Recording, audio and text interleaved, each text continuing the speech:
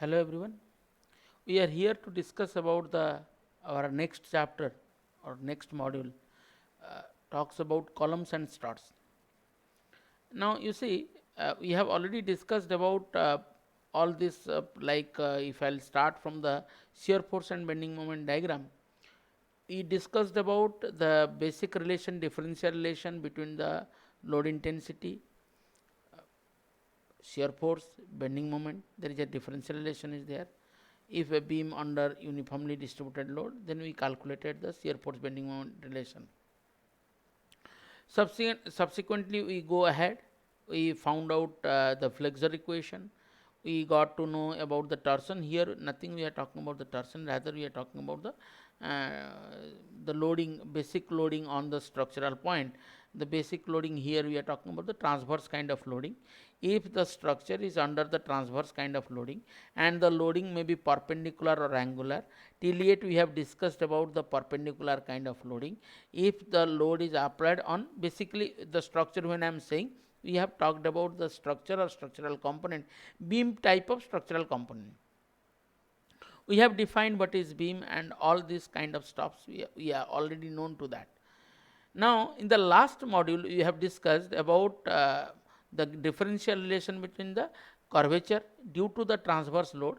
If I'll apply a transverse load on a body or a bending moment is applied on the body or in a beam kind of structure, then the basic line or the individual point on this structural component on this beam, any point if I'll consider on the structural component, it is going to bend, and the rotation which creates, which gives the elastic curve, and how to represent this elastic curve or radius of curvature instead of straight if it has been bent, how to evaluate and how to write this physical form. That means this bending of this form of the bending, how to write in the physical form, we have already discussed during the discussion of slope and deflection. Now immediately after the discussion of the slope and deflection which occurs, or how to evaluate the slope and deflection for different kind of bending or different kind of beam structure, most interestingly or most importantly we have discussed about two different kind of structures. In the video I am talking about, where I have only discussed about the simply supported beam as well as the cantilever beam. That means intentionally, or we can say, when I am classifying the beam in terms of the support condition. So because to the unknowns which I want to find out, by utilizing the boundary condition I can able to find the physics of the beam or the physics how it has been changed due to the application of external load. We have discussed already, we have discussed. Now we are extending the same equation, and what are the methodology? I need not to speak. I have already talked about the methodologies in the earlier video. Now we are extending the same relation, that means the curvature relation what we have calculated, that means EI d square by dx square is equal to mx. The same equation will be utilized over here. So that's why after immediately the discussion of the slope and deflection, we are talking about the column and strut. Now somebody may think, first of all, the beam we are talking about, immediately we changed from the beam to an column and strut. What the again, and we know what is the definition of the beam, or we have already discussed many times, have discussed during the discussion of individual chapters or individual module. I have discussed about what is beam. Beam is a structural component which are having one of the dimension is almost very high or large as compared to its cross section. Now what again the column and what is the strut, and we will come to know about the definition of the column and definition of strut. All these definitions we will talk about that. The definitions and what are the boundary conditions, everything we will talk about that. Now in particular this module will gives us a idea if the load, till yet we are talking about mostly importantly we are roaming around the tensile kind of load or a bending moment is there. Now instead of a tensile load, we have not yet discussed any single point regarding the loading. If instead of a tensile load or a tensile kind of load or a extending kind of, if the structure under the extension, then what is going to happen, we have discussed various times. But not yet a single point we have discussed if the structure, that means the importance of this module is talking about the majority of 2 point or majority of the 2 part. The major point one is we are talking about a load or the structural component which is not under the loading or under the intensity of tensile load, rather it is under the compressive kind of load. If the load is compressive, then what is going to happen and what are the important factors or parameters or geometrical parameters associated with the structure is going to affect or it is necessary to take into account.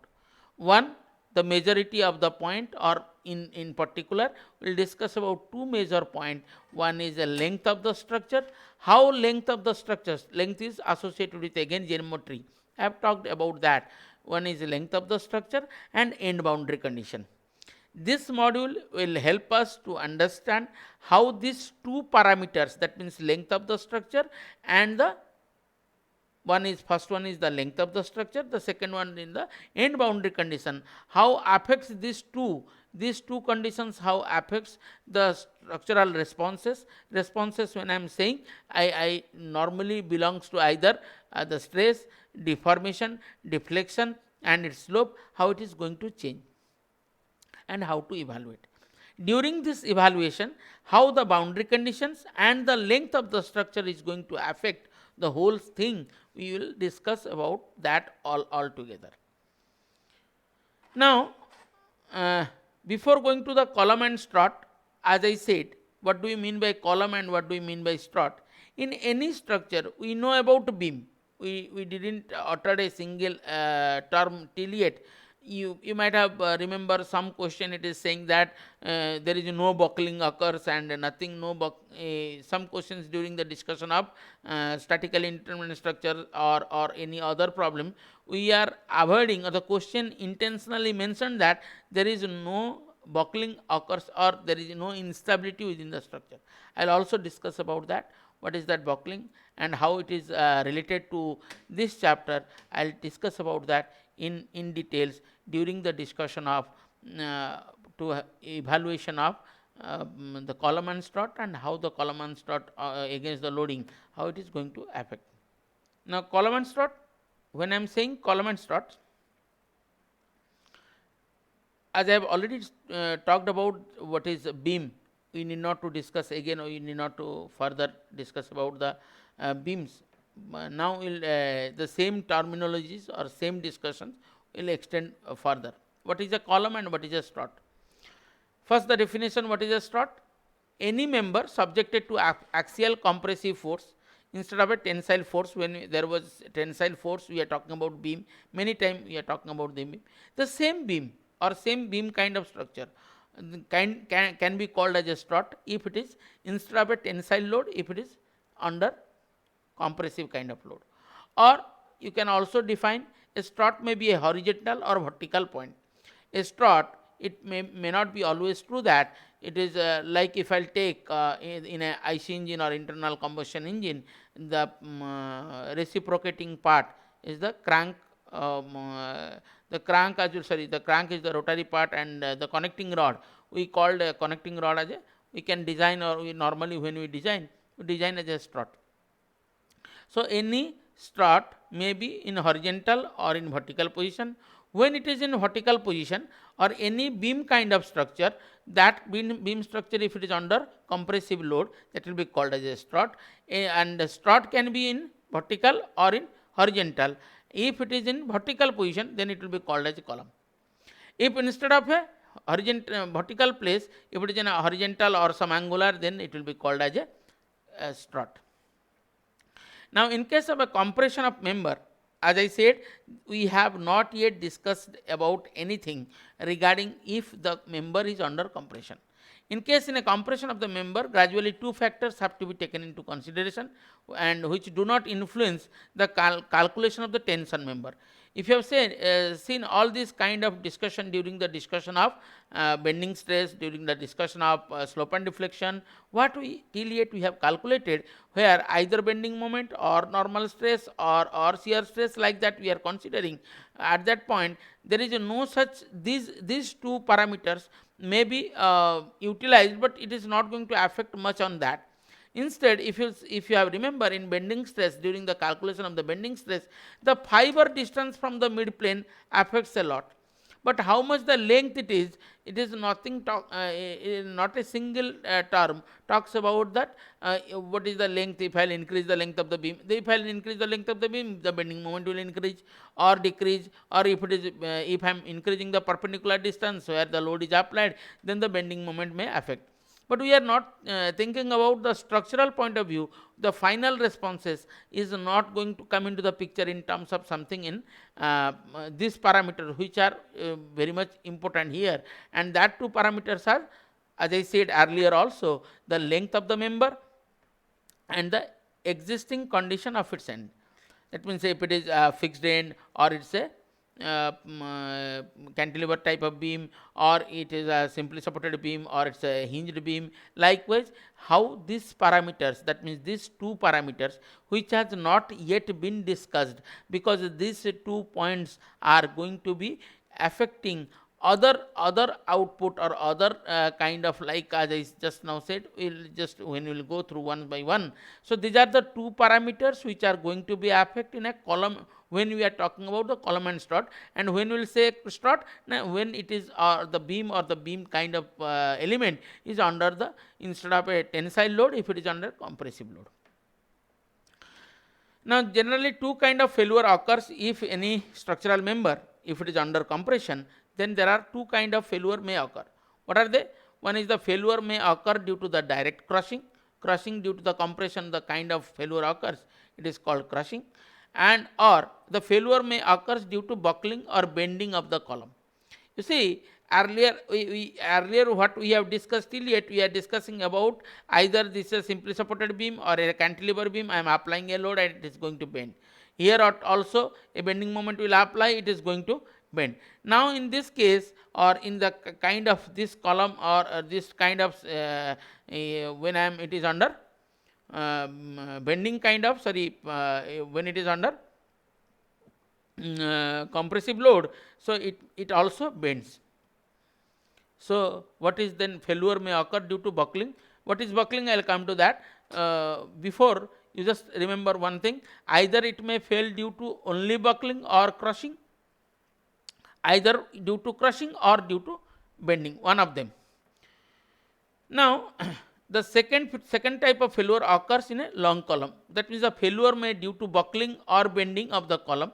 Either the bending or buckling are they same, are the synonyms. Although if I know what is bending, we know bending means the elastic curve is going to change. If it is under a transverse load or mechanical moment is applied, bending moment is applied, the individual point on the structural point or individual point on the material fiber is not only under the extension but also rotates. So we talked about, or we know about, or we dealt the similar kind of situation during the discussion of bending. Then what is buckling? As I said, I will come to that.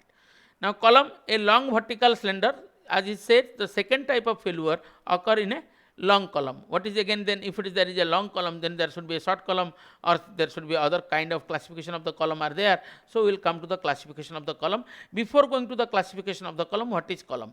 Now column, a long vertical slender member. A long vertical slender member, when I am saying, what do you mean by a slender? And that means one of the dimension is very high, or the length is very high as compared to its cross sectional cross section. As in case of the beam is the structural element or structural component which has one of the dimension, that means length of that beam is high as compared to its cross section. So same thing when I am talking about the column, and the same beam when it is at a vertical position will be, the same beam will be called as a column in terms of column rather than a beam. And strut, as I have already discussed, a member in any position other than vertical. A member then any position means it may be horizontal, it may be angular, or any position, and it is under, again it is under compressive loading.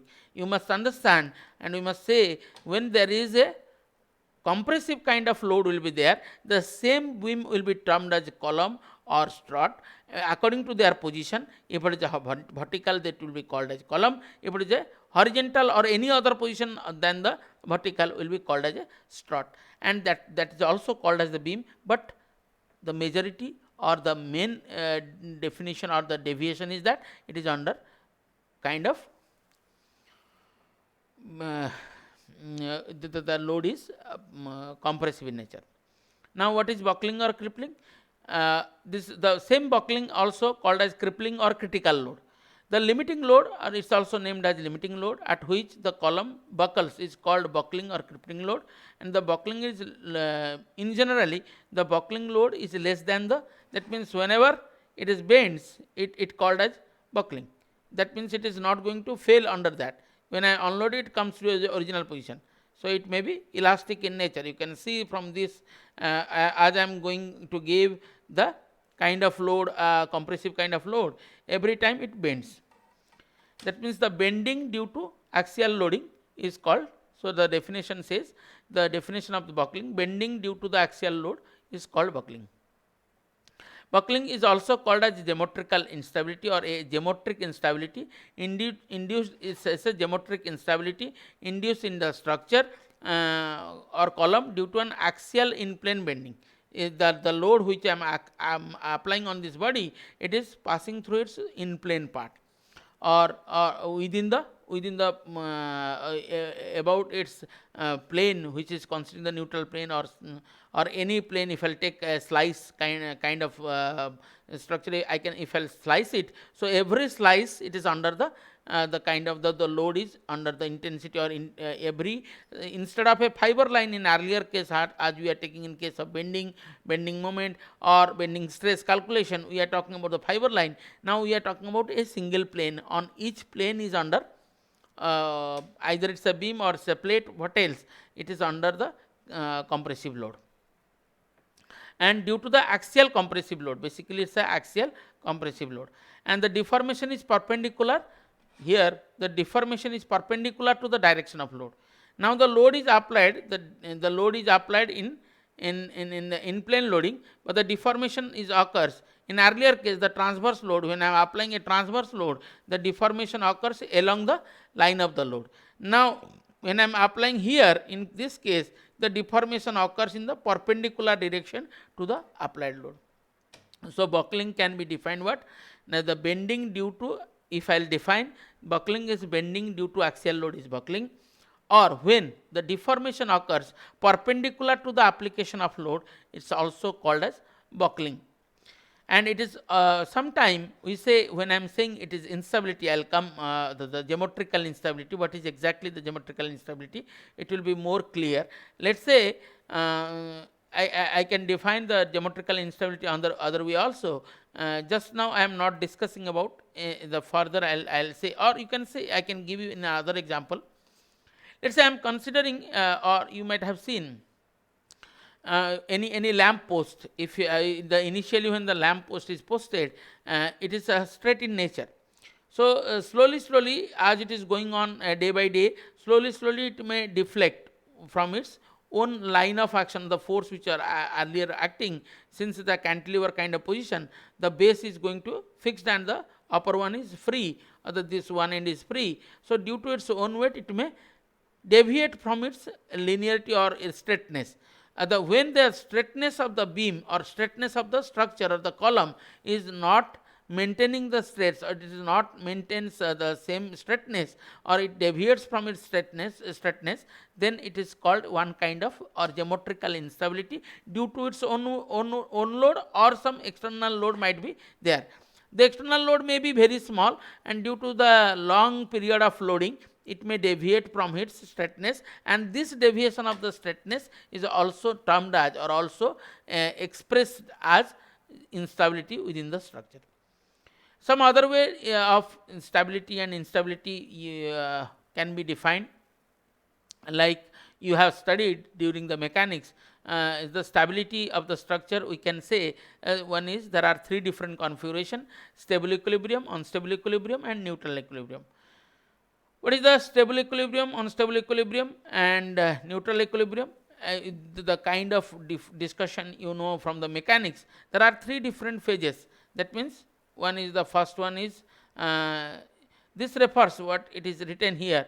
If small kind of axial load applied in the column and the column returns to its original position, that means the third one, this third one of the figure represents the stable equilibrium condition.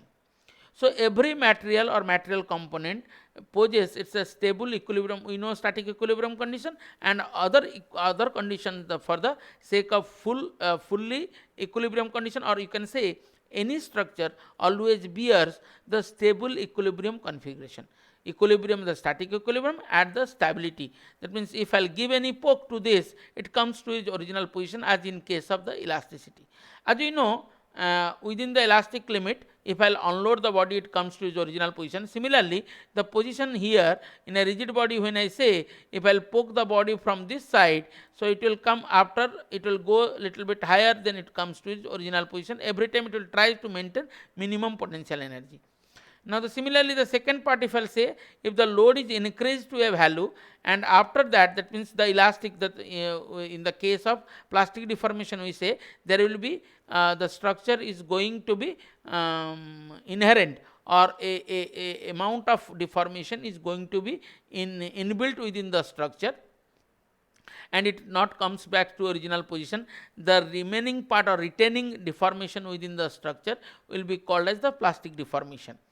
Similarly, here the case the case number 1, which talks about the neutral equilibrium, which says if the load is increased to a value, after that the removal is still deflection will remains, it is a neutral equilibrium condition.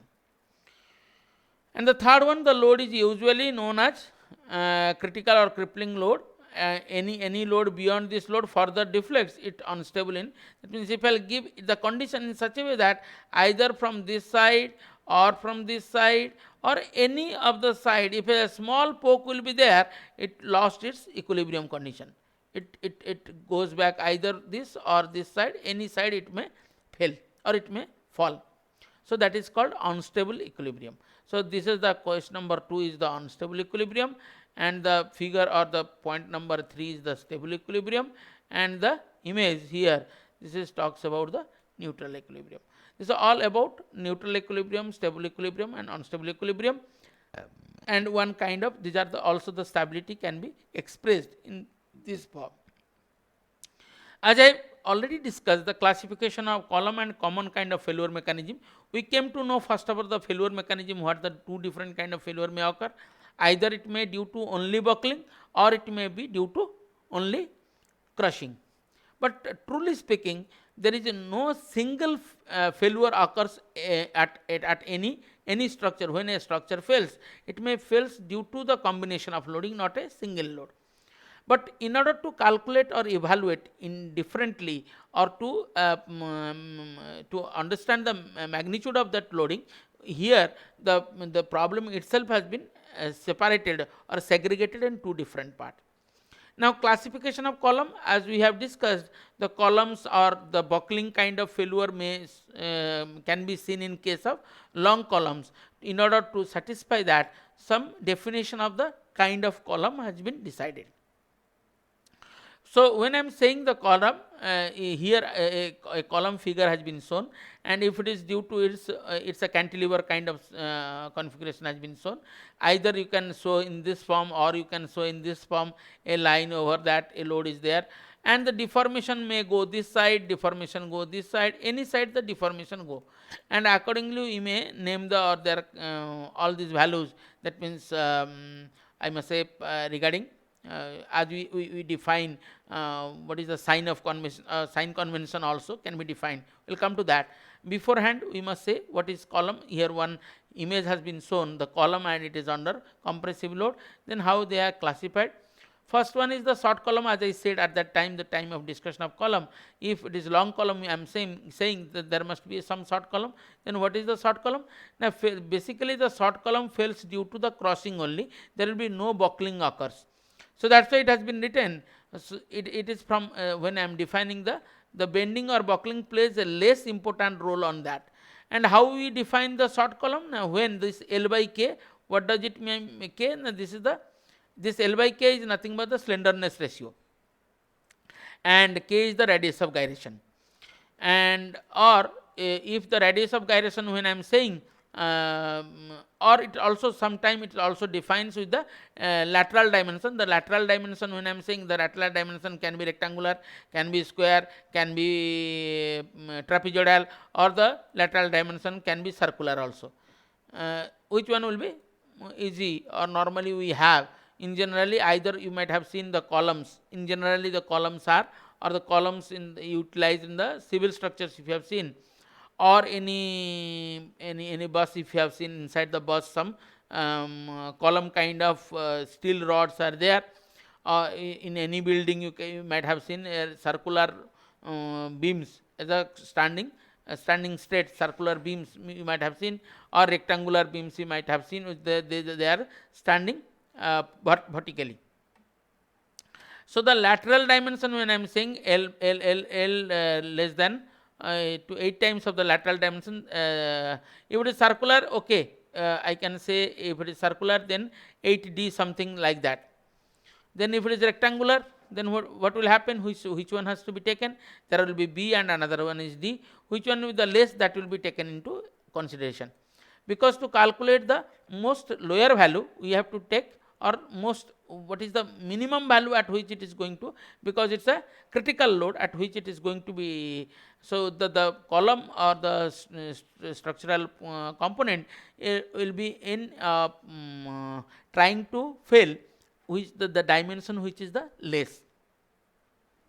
That means if it is B is higher and D is lower, and we know normally we go for BDQ by 12 to find out the I, the D has to be higher. If the D will be higher, then we will have a higher I. So then there is a chance, although I am increasing that BDQ by 12 and D is higher and B is less, then there is a chance of the structure may fail or may prone to buckle in the direction of, or in the plane of B. Similarly, the medium column also defined as when it is L by K is 60, when L by K is 60 to 150, or it is 8, here it is 8 to 10D, and the third one is the long column. If the L by K is greater than 150, that means if something goes beyond the long column or medium column, we will say, so something goes beyond 150, we will say long columns. So now to establish that, again L is equal to 30D, where D is the least lateral dimension. It is not always D is the dimension or diameter. It is D is the least lateral dimension, means, as I said, if it is a rectangular, then which one is the less? If you will see from here the cross section, if you will see, so there is a chance it will buckle in this direction. In this direction there is a chance, in the thickness direction it is going to buckle rather than its width direction. I think I can able to clarify here. Now the next, how to evaluate these values and how to evaluate this crippling load or the critical load. First, the evaluation of the critical buckling load, which is also called as the Euler's theory. Like Euler-Bernoulli beam equation, here also the Euler's theory has been utilized to find out the critical buckling load. So for that, some of the assumptions has been considered, and as we are taking in all the cases the assumption, here also the column is assumed to be homogeneous and isotropic. The column is initially straight, which is again not true, it may be deviate, but it has to obey the Hooke's law. And failure should occur due to buckling or bending alone, not both buckling or bending. And the shortening of the column due to the compressive load, if there is some kind of bulging will occur. That means we know during the discussion of tension and compression, or the kind of deformation occurs, we know we define one is bulging effect due to the compressive or the crushing. There might be chance of the shortening of the any side may shorten, or it may compressed.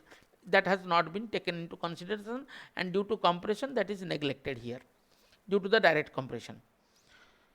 Again, that may not be true. So some of the either it is true or not true, in according to the problem it will be decided, but in most of the cases it has been, if it is there also, we drop that value during this calculation of this Euler's crippling load for buckling.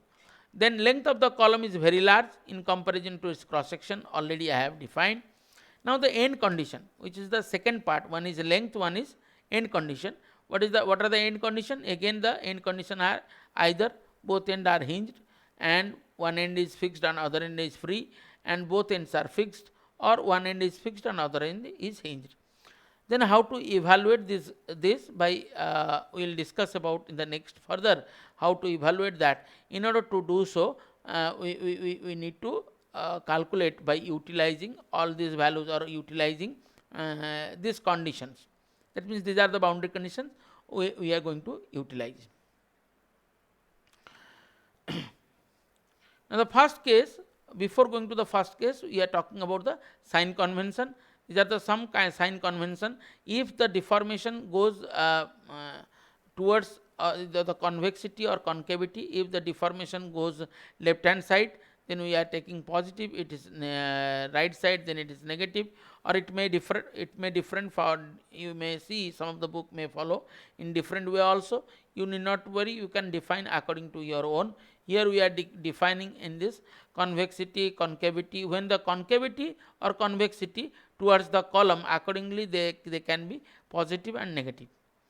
And this is one condition which has been shown, both side hinged or pinned. Then how this positive and negative will come, we will discuss about that during the discussion of the first case. The both end are pinned. If the both end are pinned, the first case we have taken the both end are pinned. If the both end are pinned, then how to evaluate? We are now going to utilize, in order to do so, what exactly we are trying to find it out now. What is the p value? What should be the p value at which the structure start buckling, and that is the p critical we need to calculate, or p crippling we need to calculate, or p e or p Euler we need to calculate over here. In order to do so, what the basic equation we are going to use? EI d square by dx square is equal to mx. At the place of mx, I wrote minus p into y, and this minus p into y from the left hand side, how it has been taken from the left hand side, we wrote this equation. From this we need to calculate the y value, and during the calculation of the y we can able to find out, or we want this value to calculate it in terms of what are the geometrical parameter are geometrical and material parameters are associated with this beam. Now solving this equation, we can write d square by dx square is equal to minus p by ey. Now making this equation or making this equation to it comes to a eigenvalue form. Now d square by dx square plus p by ei into y is equal to 0 as eigenvalue form. Now this p by ei has been taken as alpha square. In order to have a in order to maintain the order of the equation, it has been taken alpha square is equal to p into I, and this is the first equation, or the equation number 1 has to be solved.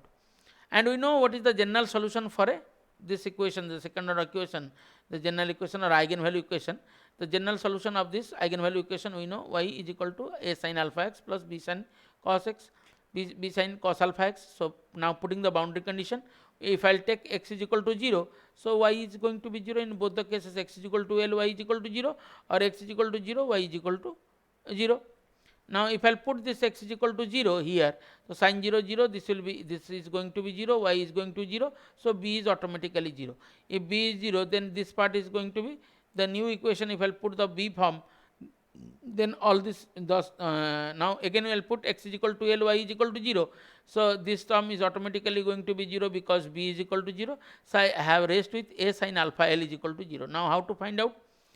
Either a is equal to 0 or sin alpha L is equal to 0. If a is equal to 0, then due to whatever the load, there will be no, if this constant is going to be 0, then the structure or the structural component or the column is not bending at all. Then the rest part is sin alpha L is equal to 0. If the sin alpha L is equal to 0, we know how to find out the solution. So alpha L is equal to n pi, n can be 0, 1, 2, 3. So here the n, if I put 0, so alpha L will be this automatically it is going to be 0, and sin alpha L is going to be 0. So I will put instead of 0, I will put the fundamental solution, alpha is equal to or n is equal to 1.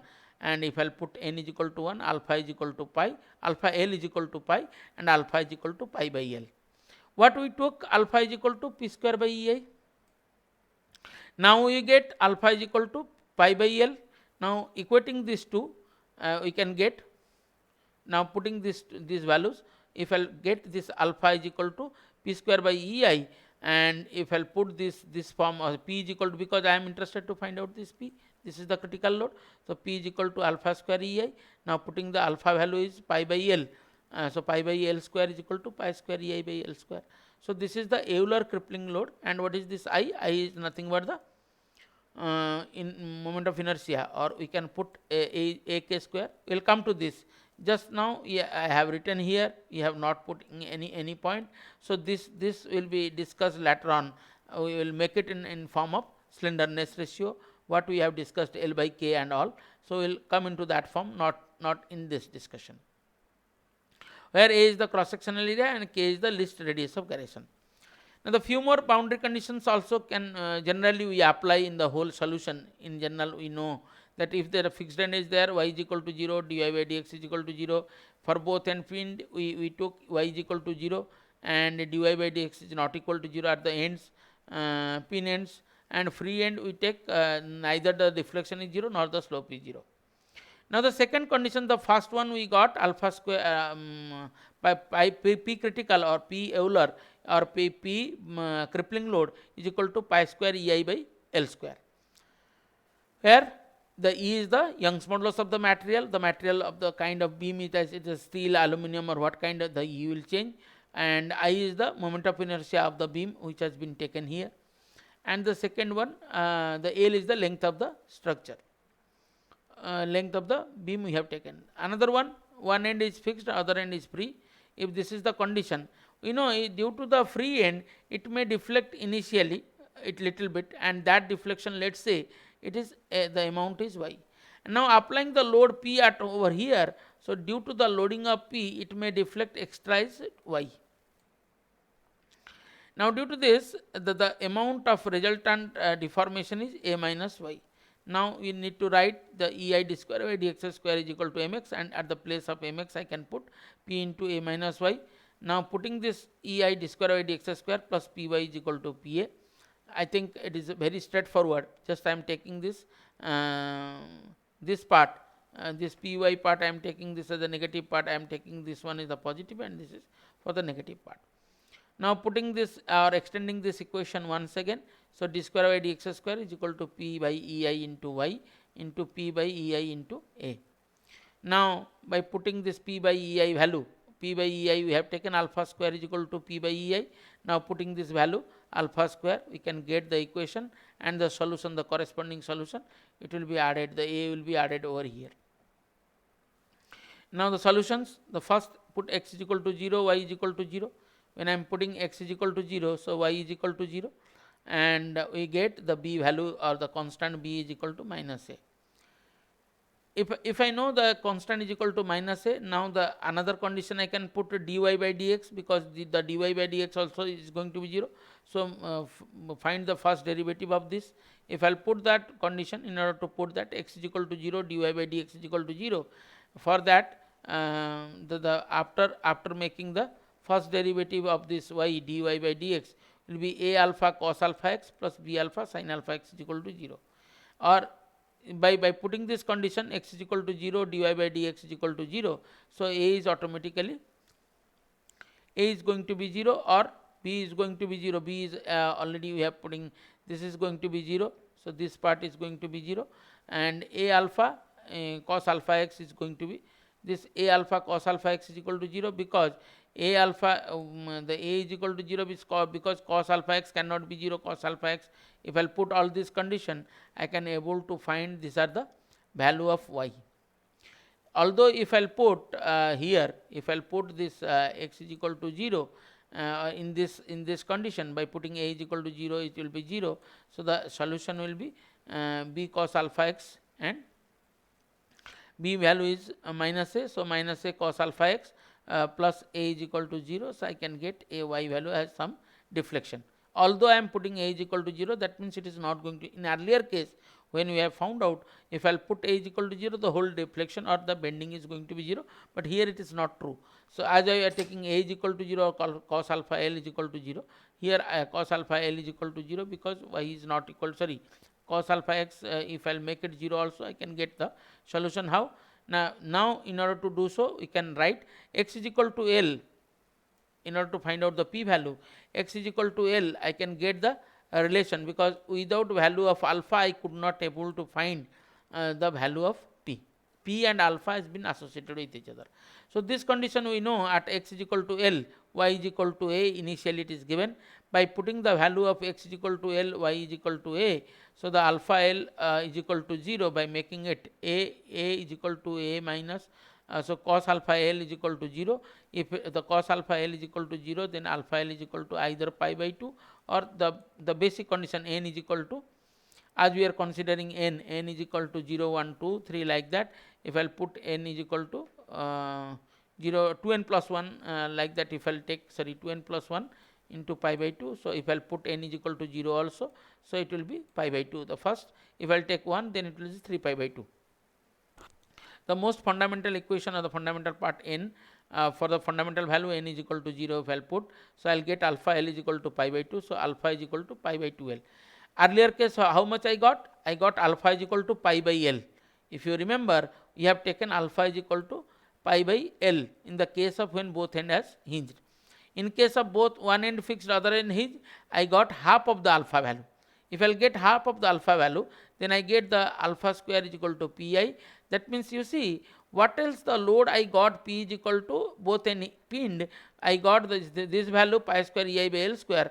Now it is 1/4 of, that means this kind of beam, or this kind of structure which has which are more utilized in general in day-to-day life, we have seen similar kind of condition which needs only 1/4 of the load to the if I'll compare with respect to the both end pinned. If I'll compare, it needs only 1/4 of the load to deflect. So the Euler-Crippling load, we are getting P is equal to pi square ei by 4L square. Now extending that, for both end are fixed. If the both end are fixed, so a fixed end moment will create, that creates itself a fixed end moment. What else the moment due to the load will be there? Externally a fixed end moment will be there, as in case of in the cantilever beam we took. That cantilever beam we took, it has initially somewhat deflected, the A is there. Similarly here a m is unknown m will be there. And the solution, the solution I have written here, although I will not discuss the steps fully. Still, before discussing the steps, the the Euler-Crippling load will get P is equal to, earlier case we got pi by 2L, now you get L by 2, so it is 4 pi square by L square. So 2 pi by L, basically we will get 2 pi by L like that, or 2 by L. 2 pi by L, from there we will get 4 pi by L square. How we are getting, we will come to that. So here you see, that means this kind of situation are the more strongest situation, which needs, in the first case the pin end, if I'll go, it needs pi square ei by L square. If I'll come to one end free, one end fixed, then it needs 1/4 of that load. And in both end fixed, I need 4 times of the load what I need in case of pinned end. So here the basic solution, or the general solution of this equation can be obtained from, or the general solution of the form is y is equal to a sin alpha x, b cos alpha x, and this m is nothing but the unknown moment will be there. Due to this unknown moment, it capable to take extra amount of the load, and the load goes 4 times than the normal cases. And here again the boundary condition is, if I'll put the boundary condition as earlier case I got b is equal to minus a, here we will get minus m by p.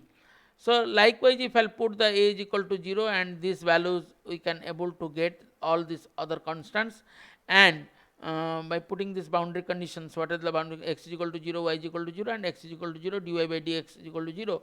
By solving this equation, we can get cos alpha L is equal to 0, or cos alpha L is equal to 1, and from there alpha L is equal to 2 pi, and alpha is equal to pi square ei, alpha square ei, and alpha is equal to 2 pi by L.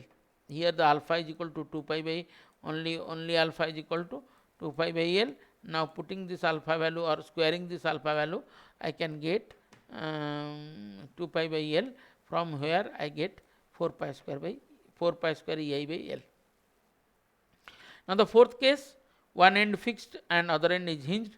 So in our first case we talked about both end pinned. Second case we talked about one end fixed, other end is free. Third case we talked about both end fixed. Fourth case we talked about, these are the four different kind of structural configuration we may find. The second case and this third case or fourth case and second case, third case and fourth case are very common kind of situation we saw in day to day life, in a bridge or in case of your the columns which or lamp posts. All these conditions or the columns in the civil structures, you will find either fixed, you will find one end fixed, other end is free, you will find one end fixed and other end is hinged. For this these conditions also you can find bridges and other cases. Now here due to the pin end, a reaction is going to be generated over there, and the moment is already there, the fixed end moment in earlier case we have taken. Here instead of that we took the reaction due to that, because one end is fixed, other end is hinged, and one load will be there. So a angular reaction is going to be created over there, and that angular reaction from this relation we will solve this equation by considering or by forming the your eigenvalue kind of situation if I'll, or homogeneous equation if I'll form. The homogeneous equation, normally we are not getting a homogeneous equation, a extra term, the particular kind of equation if you have solved. So finally the solving, by solving this equation we can get, by putting this boundary condition, we get to know the unknown parameters or constants. Now putting the unknown constants and parameters, we can get the final responses or the deflection part as well as the crippling load part. Here you see the load has been this is L by root 2, it comes 4.49 by L whole square, which is exactly L is equal to 4.49 by L, or it is 22.2 into EI by L square, or it can be termed as 2 pi square. The 22.2 can be converted, if I'll convert, so I'll get 2 pi square into EI. So in that form if I'll put, so instead of, you see here in case of if I'll compare all these four, so what are the comparison we got? That means we in terms of load we got, but we will convert into in terms of length further. So we got the first one in case of both end pinned, pi square, we got pi square EI by pi square EI by pi square EI by L square, for the case of pi square EI by L square. The second case, that means both are pinned, it is both are pinned case, and if one side fixed and other side free, I got, this is 1 by 4 of that. That means the load which I need for both end pinned, just 1/4 of that load is sufficient to buckle that, or that is the critical point at which it will start buckle. But in case of both end fixed, we got what else the load we need for the pin case, we need to take 4 times of that load to deflect or to buckle. And here what else the load we need in case of pinned, we need twice of that load to 2 pi square EI by L square. So twice of the load I need to, so the maximum load where I need for both end fixed, and the second load I need one end fixed, other end pinned. Third load I need both end pinned, and fourth load, the lowest load I need in a cantilever kind of structure. So based on that, some relations has been calculated in terms of length, because we have discussed there are two different points. One is boundary condition and one is, you see how the boundary conditions affects the loading. Similarly, how the length can be defined based on the boundary conditions. So this is the LE. When I am saying LE is the equivalent length, and how the equivalent length, if I will change the length of increasing or decreasing according to the boundary condition, if the boundary condition, what else the boundary condition type, accordingly the length will also change, or length will if the length will increase or decrease, the load can be fixed. So these two parameter, by using the boundary condition and by changing the length, we can also control the buckling load. L is equal to L when both end hinged, because I know PCR is equal to pi square EI by L square, and L is equal to 2L.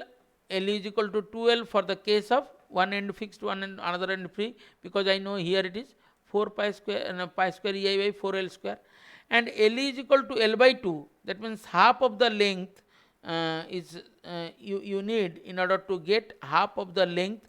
What else the length we have? If it is half of the length, then that load will create, or if the length will be decreased to half, then only that amount of the load, the what crippling load we are talking about, will be sufficient to, but the whole length, it is not possible.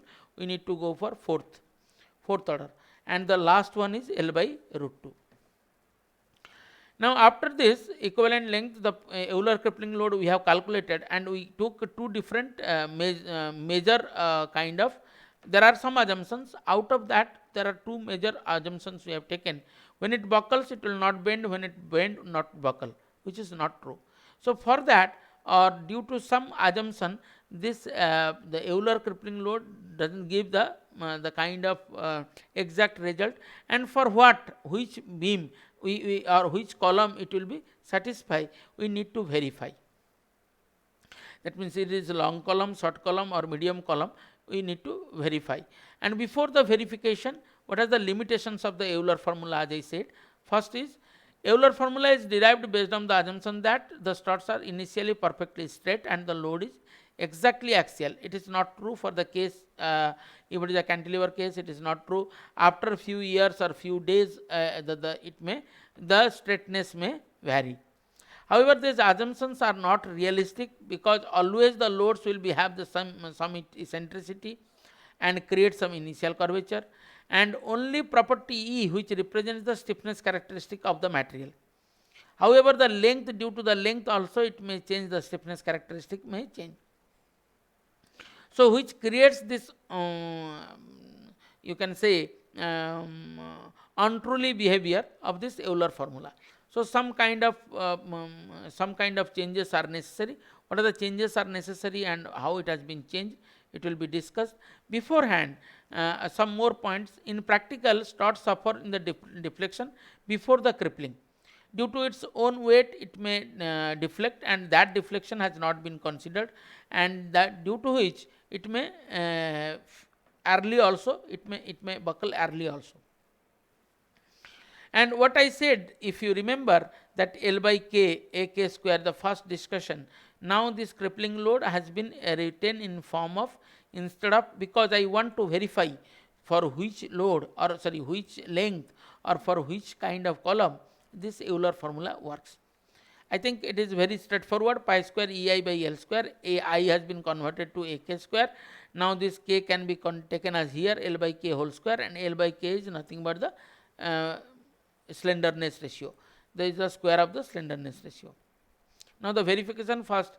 In order to verify a problem has been solved, a crossing stress depends upon the slenderness ratio. How it is depending, we want to calculate.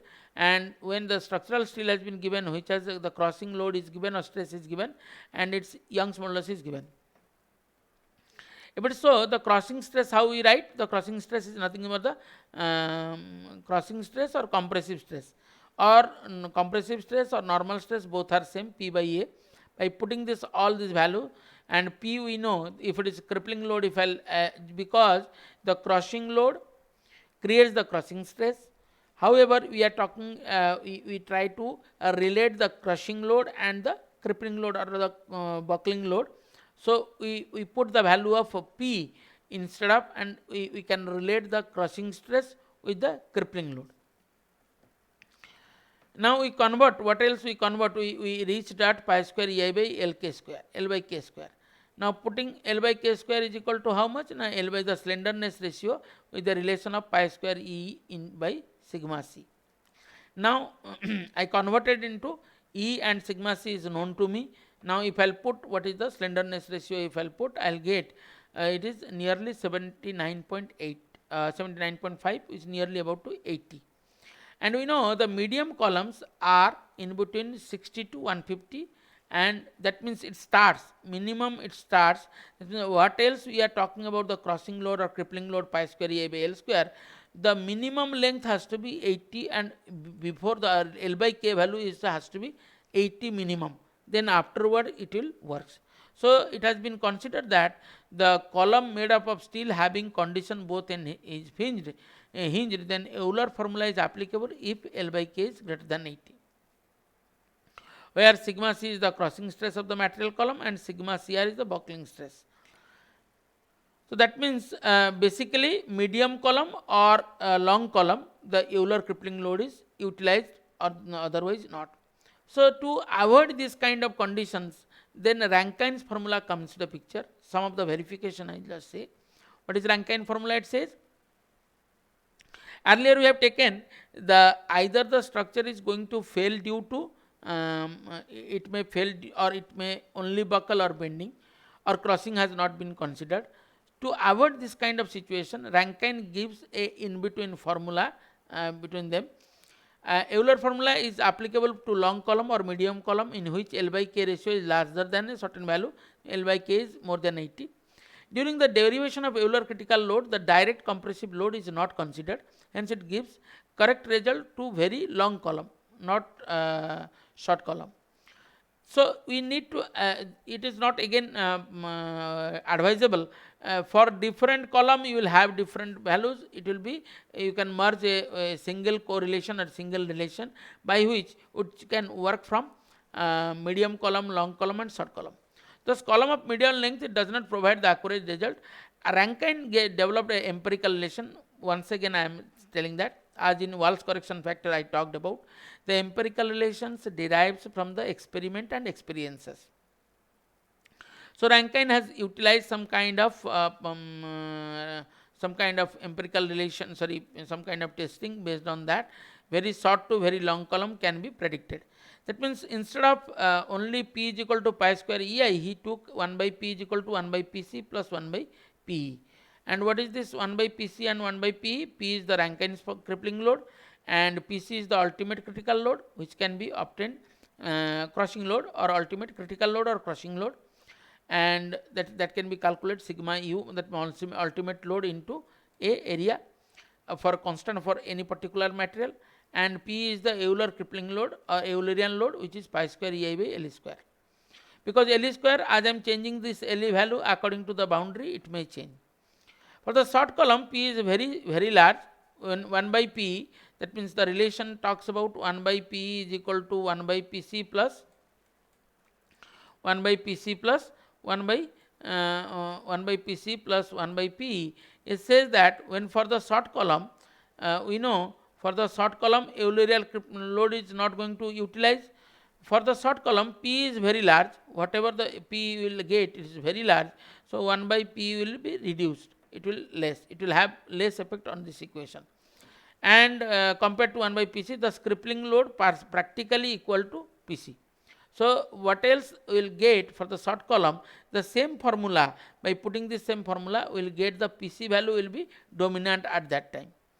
Similarly, for the long columns, P is very small, hence 1 by P is quite large in comparison to 1 by PC. Thus P is practically equal to PE.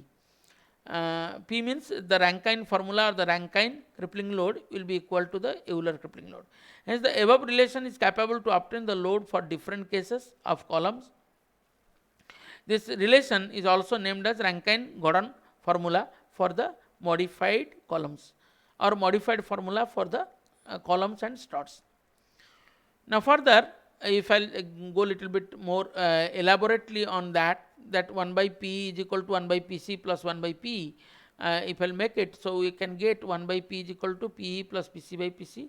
So if I'll solve step by step, I can get P is equal to PC plus P, and I think this expression I just want to write in form of, because I have the crippling load and I have the crossing load, I will convert all this crippling load and crossing load in form what the values are known to us.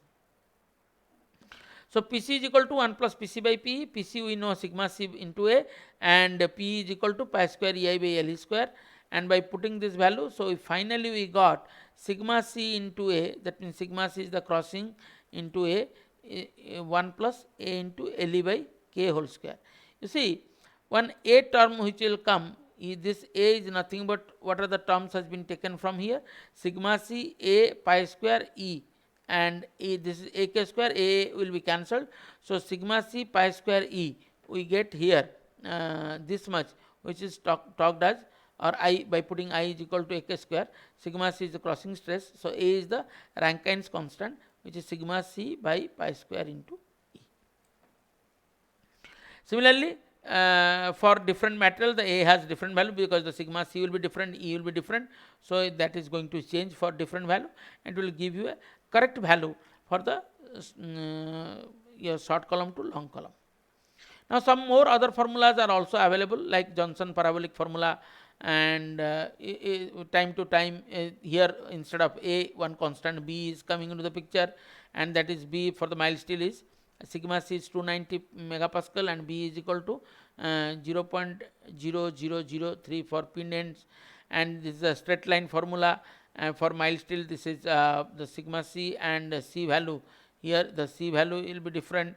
Johnson parabolic formula, straight line formula, Gordon's formula. Likewise, different formula has been obtained in different time. And B, where this here this B in this Gordon formula, B is the least diameter of width and of the strut, and A prime is the Gordon's constant, and A prime value is the sigma C A B square by EI into pi square. Now one more formula, the strut when eccentrically is loaded, the formulas which we have got, it is not possible to find out. So at that time the second formula is much more useful. Again, second formula expression is derived from the maximum compressive stress expression. So sometimes it also not unable to give. So one more formula, Perry's formula is there, which says when load and eccentricity is known, then the maximum stress can be calculated using the second formula. If it is required to find the load for a given stress and eccentricity, the formula does not provide a easy solution. So Perry put the second formula in the more workable form, and he provides. I have not provided the mathematical expression over here. So in this respect, I want to discuss about one or two examples which can give you some more idea. But just now I am stopping that, and the examples, at least one example I want to say before closing my discussion. A straight cylindrical bar of 15 mm diameter and 1.2 meter long is freely supported. When it is saying the freely supported, we will take the pin end. Two ends are horizontal position. It is loaded. If it is two horizontal position, if it is there, then it is a strut, not a column. It is loaded with a concentrated load of 100 Newton. At the center, deflection is observed as 5 mm. If placed in vertical position, now from the it is initially we are talking about the beam which is loaded at concentrated load is loaded. Now it has been converted to vertical plane. If placed vertical position and loaded vertically, what load would cause it to buckle? Also find its ratio of maximum stress in the two cases. So first, deflection due to the central load in a simply supported beam, what we know, the value is delta is equal to WLQ by 48 EI. And EI L square is equal to, because I know pi square EI by L square I need, so EI by L square is equal to WL by 48 delta. Now Euler-Kipling load is saying that pi square EI by L square. Now putting this pi square EI by L square is equal to pi square WL by 48 delta. Now putting these values, the Euler-Kipling load I got 4935 Newton, at which it is going to buckle. And the maximum stress, if I want to find out at this moment, is 27.93 megapascal. It is asked to also find the ratio of maximum stress in the two cases, that means horizontal and vertical case. We got the vertical case stress, and if I want to find out the maximum bending stress, so bending moment is, we know the bending moment is this much, so m by I is equal to sigma by y. From there I can get the stress, and by making this two, the ratio sigma by sigma is 3.24. I believe by saying this much also you can understand how the buckling can be implemented. And one more case also it has been shown. A steel bar of solid circular cross section is 50 mm diameter. The bar is pinned at both ends and subjected to an axial compression. If the limit of the proportionality of the material is 220 megapascal, E is equal to 200 GPa, determine the minimum length for which Euler formula is valid. Also determine the Euler buckling load if the column has is thin minimum length. So I believe I have given whatever the problem I have talked about. You are going to solve this problem your own. Just one more step I just want to show. These are the points are been given. From here you need to calculate the values where this k square is given and both end hinged. Already it is given. You please calculate the values of the stresses. So what we understand by this discussion? We understand column and strut. When you are calculating for the column and strut, it is one more extension for the from the case of your one more kind of discussion. If I'll say the slope and deflection what we have discussed, so one more extended step we have discussed about that. And in this discussion, the length, which is a geometrical parameter which affect the structural stiffness largely. And as we earlier discussed, the geometry, like if it is I or if it is a rectangular cross section, the cross section, not only the cross section but also the length affects the buckling load, and the end boundaries affects the buckling load, and how this length and end boundaries can be connected in terms of load and in terms of buckling, we understand from there. And the four major things we got. 4 different boundary conditions and 4 different beam type we have discussed.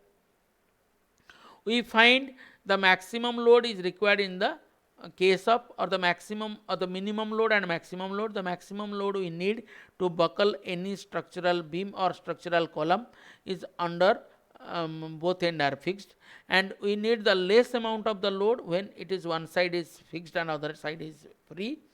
And the Euler formula is only utilized when L by K is more than 80 and it at least 80, then only it can be implemented or not. Since the medium columns are in between 60 to 150, that means 60 to 80 also it is not possible to implement. So that's why the Euler formula is a true for the long columns. That's why the Rankine formula come into the picture. And Rankine formula is one of the formula which can take care from the low to high, or you can say the short to long column. All these columns can be calculated. If anything extra is necessary to implement, then other modified formulas are available, and out of which we normally discussed the Rankine's formula and the Euler's formula. Mostly in this curriculum or this course, the Euler crippling load is the important part to discuss or to implement. How to evaluate? By utilizing this, the equation of the differential form of the equation which we got earlier in slope and deflection. We adopted that, and we utilizing all these boundary conditions to find out the buckling load. And what is buckling? Buckling, bending due to axial load is buckling. If the deformation occurs in a perpendicular to the loading direction, then it will be called as buckling. By saying this much, I am stopping over here, and thank you very much for our next video.